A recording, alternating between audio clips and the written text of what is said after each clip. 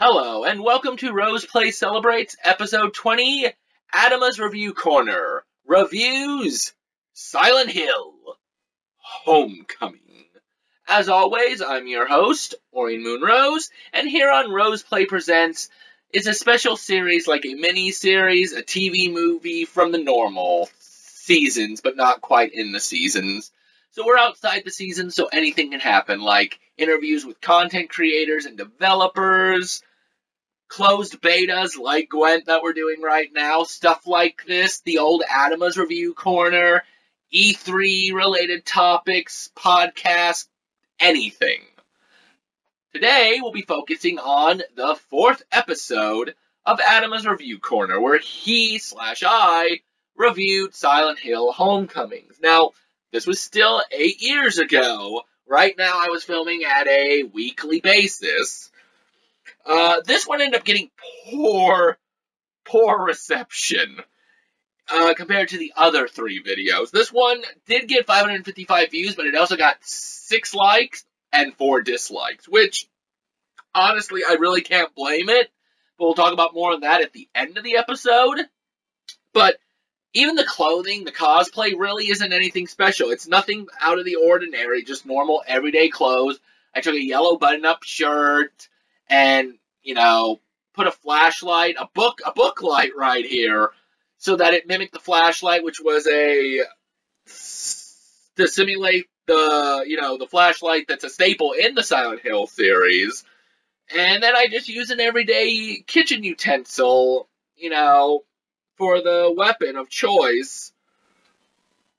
Though, people did mention how I was able to maintain a pose like this the entire episode with nothing actually keeping it up there. And honestly, this time, I have no idea. I guess just perseverance. But honestly, there's not even much to say about the episode to start with. So, let's go ahead and take a moment for the screen to go black so that we can watch it, and I'll come back with what I think about it, because, like I said, there's good reason why it got what it did. So, let the blackness roll into Atama's Review Corner. Hello, and welcome back once again, everyone. This is episode 4 of Atama's Review Corner. This video game review is done for GameStrata.com, which is a gamer's community connection to next-generation gaming. Where do you rank? I'm your host, Atama Darkening. Today, I will be reviewing Silent Hill Homecoming for the Xbox 360. Now that the usual introductions are out of the way, on to the review. The story of the game is Evil welcomes Alex Shepard back home in search of his missing brother.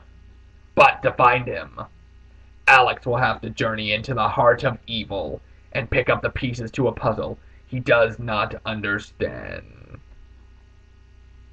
Can he survive the horrors of Silent Hill? For starters, unlike most Silent Hills that place enemies that pop out of nowhere, and sometimes frightens the player, especially after being tortured by its psychological noise and build-up, it is now replaced by frequent encounters. Sometimes, if you even wait in one spot outside, the creatures of Silent Hill will continue to come forever, taking away from the excitement that came with the previous titles. So instead, at certain times, for me, it felt like I was trapped in a small room with enemies at all sides. However, this was happening on the streets of Silent Hill, and I should have felt like I had enough room. Even worse, as the player makes his way through the game, they may end up having to crank up the brightness of their TV to max, as well as the in-game, and even still have a chance of not knowing where they are. This is because the gaming world this time is so dark that not even the flashlight can help brighten it, as in previous installments. And instead, feels more like a tease than an actual item. The main character is much different from any other in the series. He is well trained in the ways of the military, and can dodge and even aim at just the right spot, killing the monsters. Many longtime fans of the series, however, may be turned off mostly because the enemies feel more like obstacles in the player's way than actual threats. I found the new combat system alright. However, mostly because of the trouble of an almost limitless supply of enemies from time to time, along with the lighting issues. For the fans of the series that enjoyed the puzzles in the previous installments, may find the puzzles to be too simplistic in this entry. Not to mention the hard puzzle or two that you do find, if you goof up on it, does not reset. So if you mess up, you have to reset the game.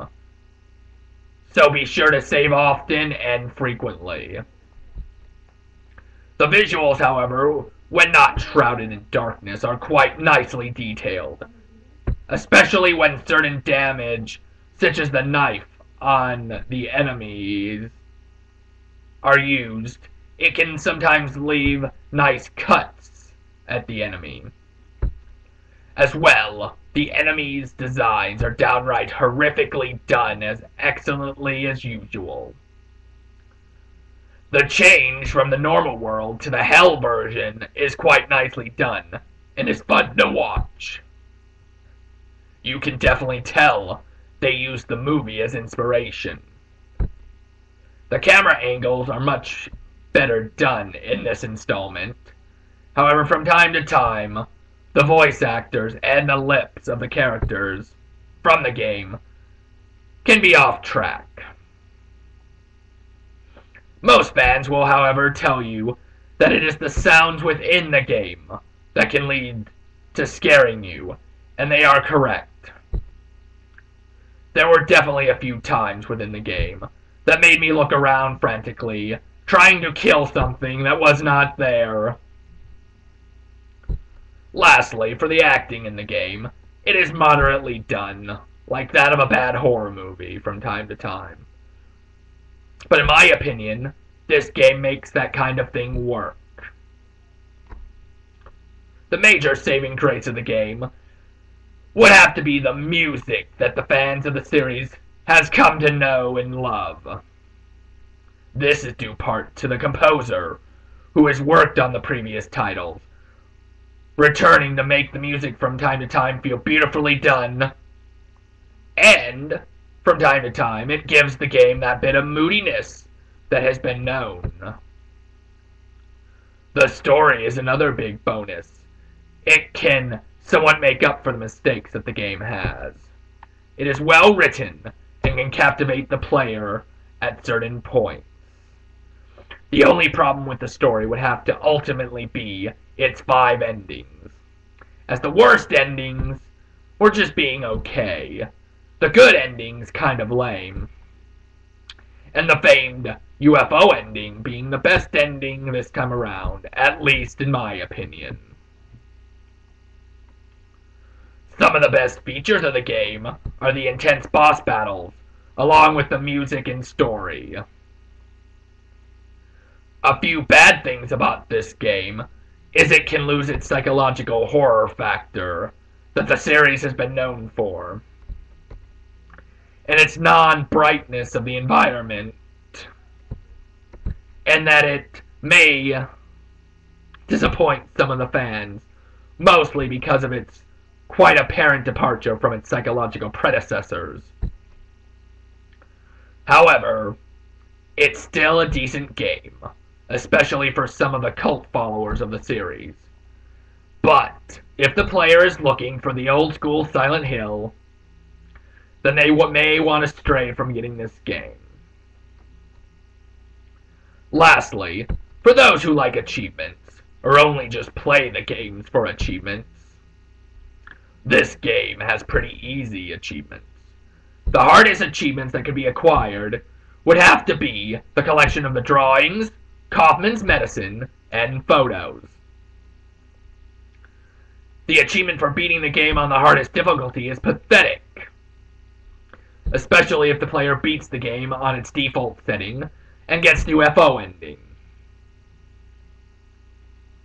They can then start a new game on the hardest difficulty and get the laser pistol in Alex's room and make mincemeat out of the enemies and bosses, especially since it has infinite ammo. There are also no online achievements, but for the most part, on a scale of how hard it is to acquire all the achievements from 1 to 10, I give this game a 3. So, the final score for Silent Hill Homecoming is a 7.0. For its great music, okay story, and its beautiful transformation to the hell version of the world. Thanks for joining me for episode 4, and I will be back for yet another show with a review of Marvel Ultimate Alliance. Till next time, good gaming, and see you for episode 5 of Atama's Review Corner. Well, I didn't even notice that in the bottom right corner was a white outlet. I didn't even realize that I had the camera panned off. Normally it was just the silver backing screen, and I'm sitting there through most of the video and I'm like, what are you, little buddy? And I'm sitting there thinking, what is that? Come to find out, oh, right, it was a power outlet, which, ironically, which is what the computer was, or laptop was plugged into, but I didn't even notice it. But goodness gracious. After watching 4 episodes of this, back for just the first season alone, I really don't miss that voice.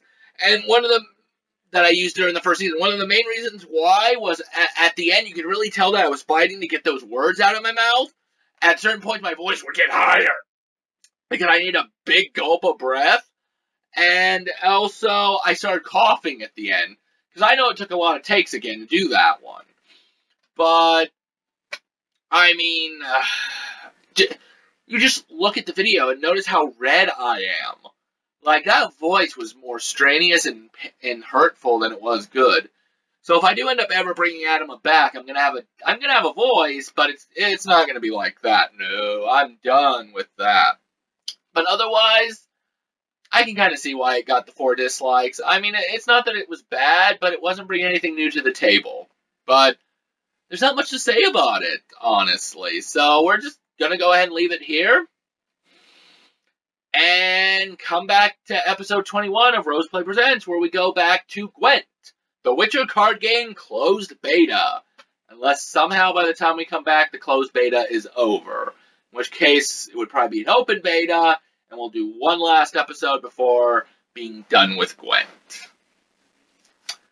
And then, within 5 more episodes, Atama's Review Corner will return with the most interesting review of Marvel Ultimate Alliance. And, well, I've got some things to say on that one. But anyway, until next time, remember, keep gaming, never give up, and make sure that everything's out of the picture and something's not just out in reach that shouldn't be there, because that's not cool, bro. That's not cool.